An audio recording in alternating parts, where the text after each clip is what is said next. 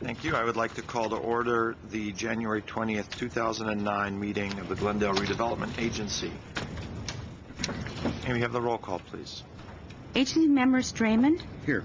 Quintero. Here. Weaver. Here. Yusefian. Here. Chairman Najarian. Here. May we have your report? The agenda for the January 20th, 2009 meeting of the Glendale Redevelopment Agency was posted on Thursday, January 15, 2009 on the bulletin board outside City Hall. Thank you.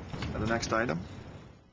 It's oral communications. Discussion is limited to items not a part of this agenda. Each speaker is allowed 5 minutes.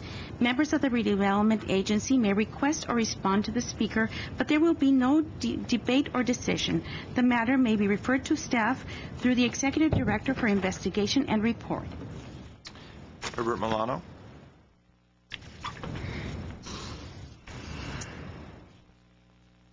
Good afternoon, Chairman Najarian, members of the Redevelopment Agency, and city staff. My name is Herbert Milano.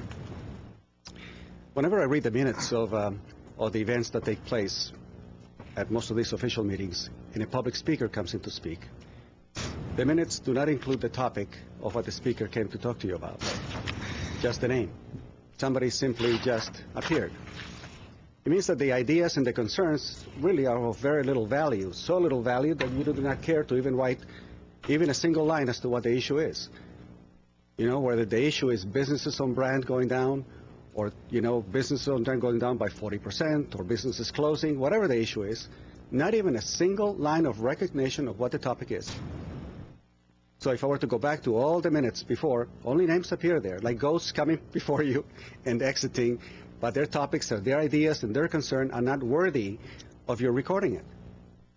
That I don't understand. At least, you know, we should be able to go back into the minutes and say X number of times residents came to speak about the traffic conditions in the redevelopment area, or the additional density that we have, or the fact that the downtown specific plan has not been executed perhaps to their satisfaction. Whatever the topic. It is, I don't understand that about government. If it is about engaging the public, obviously we have the proof, because oftentimes this auditorium here is not full. So number one, you're not reaching the public in an effective way to invite them and have them feel that they can participate in government. And on the other hand, when we do, and we come before you, our ideas are not worthy of your recording that information. Why? You know, it's about accountability. I like to see what other individuals within the city of Glendale have a concern.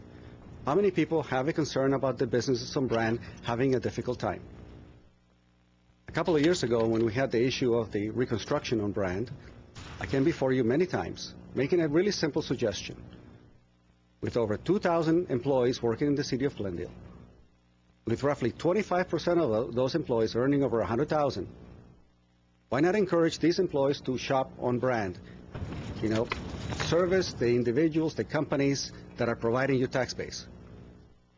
Why not have a policy to say, if you work for Glendale, shop in Glendale? You know, if you earn over $100,000, buy your car in Glendale. How's that for an idea to say, engage the very same people who have the secure jobs, who have the good pensions, to come in and shop, you know, your own city? You know, in the software business, we have a saying that, you know, you buy the products of the companies that use it. In other words, you eat your own dog food. So if someone were to come to you selling you a piece of software, let's say an ERP system, and you ask the company, do you yourselves use it? And if they say no, I don't think you should be buying it. So when I look at statistics that show that for some departments, 90% of the employees don't live in Glendale. In other words, they can take in the money, take in the salary, take in the pensions, take in the benefits, but their kids will have the parkland. Their kids, you know, their businesses will be supported. So my idea is that if you work in Glendale, support the businesses that are in Glendale, because they are providing your base, your income, and the tax that actually makes all these raises and benefits possible. So why shouldn't we evaluate how these businesses along Brand are doing on a periodic basis? How about a monthly report on how they're doing? And then maybe, if I may suggest, that those individuals that have the secure jobs go and shop on Brand, go and shop the marketplace and so forth, because I think it's the right thing to do. I think that there are many ideas that you can come up with the redevelopment agency to ensure that those businesses remain alive and viable. I know that you hired somebody new for economic development in the redevelopment area. I would love to see, definitive policies being generated, evaluations being done on a periodic basis, because this session opens and closes with nothing on the agenda. There are no minutes, and of course, our message doesn't come across either. It's not worthy of any recording at all. It's my hope that with this new concept of a re-energized government at the national level, that we can re-energize it at the local level. Thank you very much. Well, in defense of the agency, I'm not sure if, Mr. Milano, you received Channel 6 out in Tujunga. I don't know if you do. In Glendale, obviously, we get Channel 6 in Burbank. We have a program that we're continuing to work on, the Shop in Glendale, previously featuring our police chief and fire chief. And I understand that was very well received by the merchants, Brand Boulevard of Cars, who were the main sponsor, but as well as the other merchants throughout Glendale. So actually, this morning, I just had a discussion with Mr. Lanzafame, and we are going to be looking at opportunities to prepare perhaps new segments to air on GTV6. Maybe we can get Mr. Milano a DVD to watch at home, being outside the Glendale area. And there are no other cards. Mr. Draymond. On the same or a similar topic, but related to Mr. Milano's comments, I just wanted to note, with relationship to the issue of business and not the issue of notating the topic of oral communications or oral comment with the various meetings, but specifically about business in Glendale. Mr. Chair, we do have and have had through our redevelopment agency, actually, development services, our small business summit task force, which has been ongoing quarterly, which deals specifically with the purpose of linking up smaller retail on Mid-Brand, Downtown Merchant Association, Spar Heights Business District, Montrose, Kenneth Village, Adams Square. Who am I forgetting? Looking at Mr. Lanzafame, and I'm trying to roll through the list of all the different retail districts in the city. But in any case, Kenneth Road has. I mentioned Kenneth Village. Anyway, all of them, plus anyone else who is involved in small business in the city, and it also links them up with the Chambers of Commerce as well as the Merchants Association and with the city. And the key function of these meetings are to sit informally and have a round table to deal with what the city has to offer these individual businesses and merchants associations who represent small businesses with regard to business retention and business creation in the city of Glendale. The upcoming meeting will be somewhat unique because it will deal with the metamorphosis, really, of that meeting, the sponsorship of the meeting, the facilitating the meeting, to a new nonprofit that is formed to do that task, which will be calling itself the Small Business Coordinating Council, which has a different function than the Chamber of Commerce. In other words, it's not a networking organization. It is an organization that will still deal with business retention, business creation in the city of Glendale, and how and to make recommendations to our local government as to how we can best facilitate that in our city.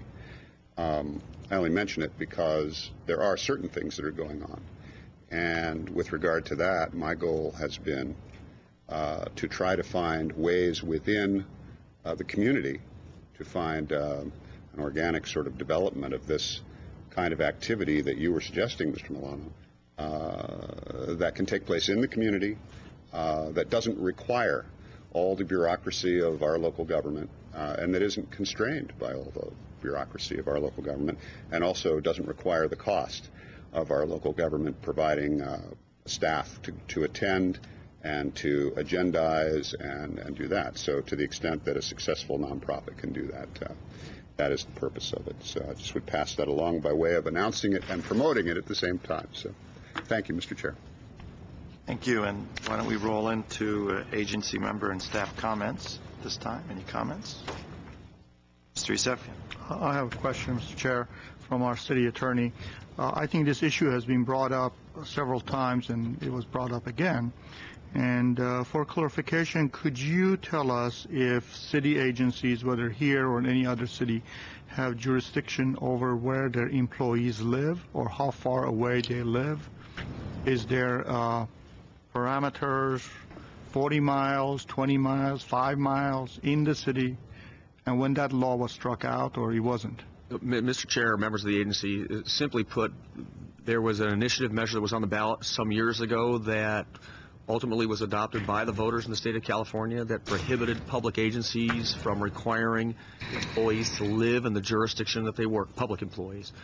Since that time, we have been able to carve out some limited exception by using distance requirements for public safety type personnel who might be on callback and the like, and that's generally done through concentric circles and the like to determine how long would it take to get someone back in a reasonable period of time. The simple answer is that the Constitution now prohibits public agencies from requiring public employees from residing in the city for or other agency for which they work. And what is that distance that some safety officers have to live within? I'd have to go back. There is not a specific distance. It's community by community. I'd actually have to go back. We have a specific policy on that. It's based upon, I would say, the way the crow flies, with the ability to be able to get into the community within a reasonable period of time. But it's some distance away, and I just don't know it off the top of my head. I did look at. We had a map at one time that showed how far out that an individual could reside. You know, we do have employees that live as far away as Santa Clarita, for example, and that's consistent with at least the map that we've developed a number of years ago. This is not something recent.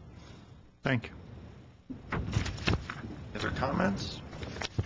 We have no new business. Move to adjourn. Well, he's faster than I am. Just raise your hand, so I'm going to call on Mr. Draymond. All right. Did I mention, Mr. Chair, did I fail to announce that we have a small business task force summit meeting coming up, and the details of which you can contact our Development Services Office to get the details of that. I believe it's at the Hilton on Monday, this upcoming Monday at 6 p.m. Thank you. The ventriloquist act you have just witnessed is Phil Lance of fame mouthing the info to me from the council chambers. But I do encourage my colleagues to attend, especially this one, because it is a unique time, when a unique opportunity when some of the things that we work on as council members, agency members, and authority members, that we try to have our city staff work with the public and so on, and then they begin to take on a life of their own and grow in a way where, lo and behold, they don't need us anymore. Good. And that's a wonderful thing. And so I do encourage you to drop by, if not this time, then the next, perhaps. They're always happy to see, especially their elected leaders. This is a scary time for small business everywhere, so it's encouraging. Thank you. Now, Mr. Yusefian. Move to adjourn. Is there a second? Second. Agency is adjourned.